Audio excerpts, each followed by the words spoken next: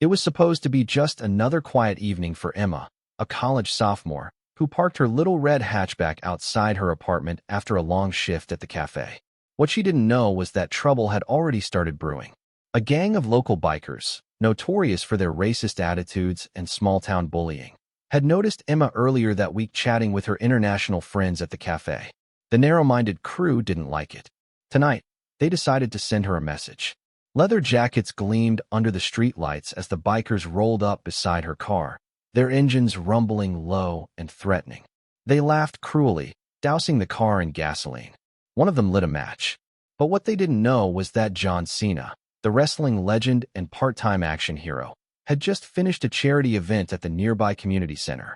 He was quietly eating a protein bar on a park bench, hidden in the shadows, when he spotted the entire scene unfolding. The match dropped. Flames roared. The bikers cheered, until a deep voice boomed from behind. "That's enough." The gang turned, confused, until they saw the towering figure stepping out of the darkness. It was John Cena. For a moment, there was stunned silence. Then the leader barked, "What's it to you, musclehead?" Cena calmly removed his jacket, tossing it onto the grass.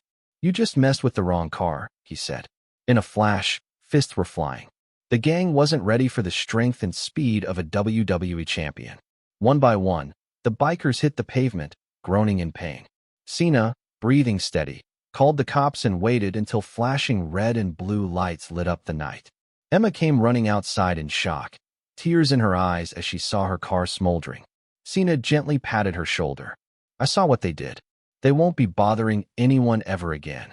The police arrested the gang, and Cena even helped Emma raise enough money online to replace her car, better than before.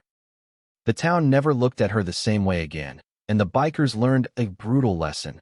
Never assume you're alone when you're doing wrong, because you never know when John Cena is watching. A few days had passed since the night Emma's car went up in flames. Word about John Cena's takedown of the biker gang had spread like wildfire around the small town. The news called it vigilante justice, but everyone knew the truth. Cena didn't look for trouble, trouble found him. The bikers were facing charges, but their leader, a wiry, tattooed brute named Duke, posted bail within 48 hours. And Duke wasn't the type to forget humiliation. One night, Emma got a knock at her door. When she opened it, there stood John Cena, holding 2 cups of coffee and wearing a relaxed smile. "I figured you could use backup." "Backup? For what?" Emma asked, her nerves tightening. Before Cena could answer, the distant sound of motorcycles echoed through the streets. "That?" Cena's voice sharpened. The bikers were back, fewer in number, but armed with chains and crowbars this time, rolling slowly down her street like a pack of wolves. Cena stood tall on her porch, sipping his coffee, and muttered, "Some people don't learn." The gang stopped at the curb, and Duke got off his bike, smirking. "You think you're tough, Cena? You got lucky last time." Cena stepped down from the porch, eyes calm but locked on Duke. Luck had nothing to do with it. Suddenly, 2 more shadows appeared from the side of the house. Emma gasped as she saw 2 of Cena's old friends from his wrestling days. Tough guys, built like tanks. "You didn't think I'd come alone, did you?" Cena grinned. The fight was short and sweet. The bikers barely stood a chance. Every punch Cena threw sent shockwaves through the air, while his friends cleaned up the stragglers. Emma stood frozen, watching her nightmare dissolve right before her eyes. The police showed up again, but this time, the charges stuck harder. The town finally had enough evidence to put Duke and his crew away for good. When the dust settled, Cena walked over to Emma. "Bullies are cowards," he said. "But community, that's real strength." He then helped organize a neighborhood watch group and even worked with a local garage to surprise Emma with her brand-new, upgraded car, complete with reinforced security, just in case. From that day on, Emma never had to worry about the streets at night. Because even if John Cena wasn't physically watching, his message echoed loud and clear, "Hate has no place here." Weeks passed. The town began to breathe easier without the constant rumble of Duke's gang shaking the streets. Emma finally started to feel safe again, cruising in her new car, her life getting back to normal. But evil has a way of clinging on. Duke wasn't done. From behind bars, he made one last desperate move, calling in an old favor from an even bigger, nastier biker club known as the Black Reapers. These guys weren't just bullies. They were organized, dangerous, and ruthless. One stormy night, as Emma was closing the cafe, the Black Reapers rolled into town. Their bikes were matte black, their helmets unmarked. Silent. Unsettling. But once again, they underestimated one thing. John Cena wasn't just watching. He was waiting. Earlier that day, Cena had picked up whispers from his contacts that trouble was inbound. Knowing Duke wouldn't go quietly, he had already set a plan in motion. When the Reapers surrounded Emma's car in the parking lot, cutting off her escape, their leader, a scarred man named Vex, stepped forward. "You made the wrong enemies, sweetheart." But just before Vex could open the car door, the sky lit up with headlights. Cena's truck came roaring in, tires screeching. The door flung open, and Cena stepped out wearing a black hoodie, rain pouring off his shoulders like a movie hero. "No, you did." What the Reapers didn't expect was that Cena had also called in a few off-duty veterans, local MMA fighters, and even the sheriff's office, waiting in plain sight. The parking lot exploded into motion. It was no longer a mugging, it was a trap. Fists, boots, and engines filled the night. Cena locked onto Vex, and the two clashed in the center of the chaos, a brutal brawl that looked like something straight out of a pay-per-view event.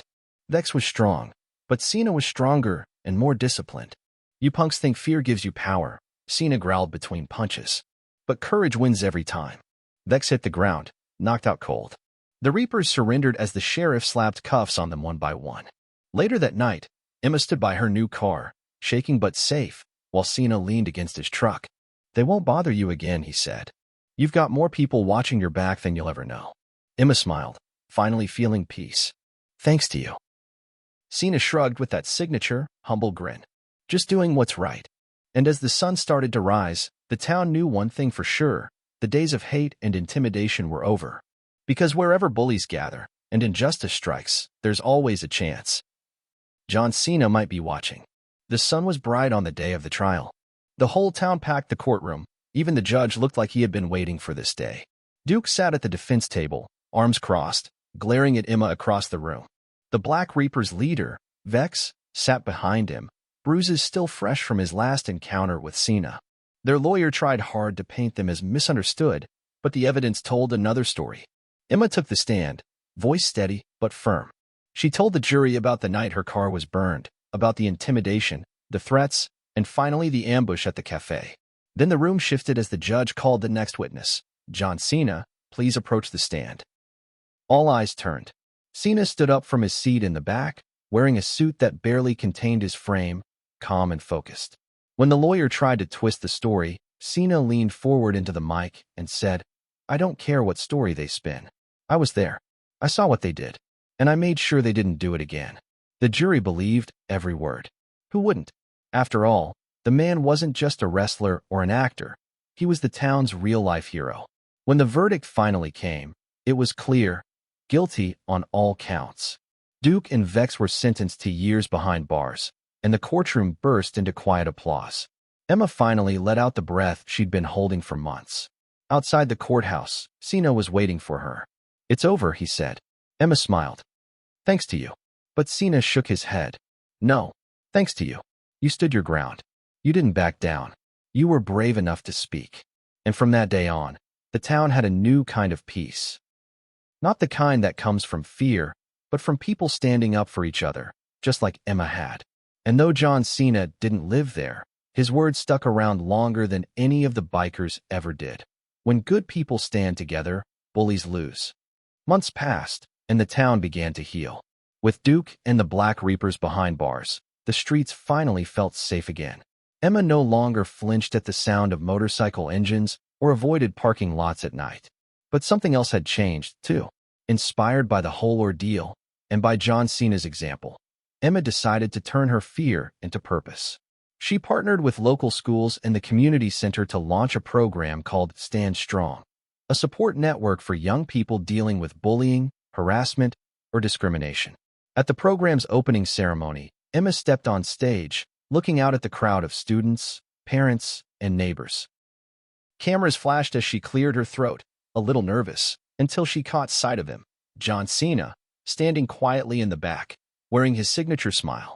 When it was her turn to speak, Emma held up a worn metal keychain, the only thing that survived from her burned car. "This used to remind me of fear," she said, her voice clear and steady. "But now it reminds me that courage can change everything." The audience stood and applauded. Cena clapped, proud but humble, then quietly slipped away before the speeches were over. No spotlight, no big farewell. That wasn't his style. As he walked toward his truck, the local sheriff caught up to him. "Leaving so soon?" the sheriff asked. Cena looked toward the horizon, where the sunset painted the sky in fire and gold. "Yeah," he replied, sliding on his sunglasses. "I think this town's got heroes of its own now." And with that, his engine rumbled to life, and he drove off down the open road, ready for the next time someone needed him. Because bullies might always try to rise. But as long as there are people brave enough to stand up, and the occasional help from a certain wrestling legend, they never win for long.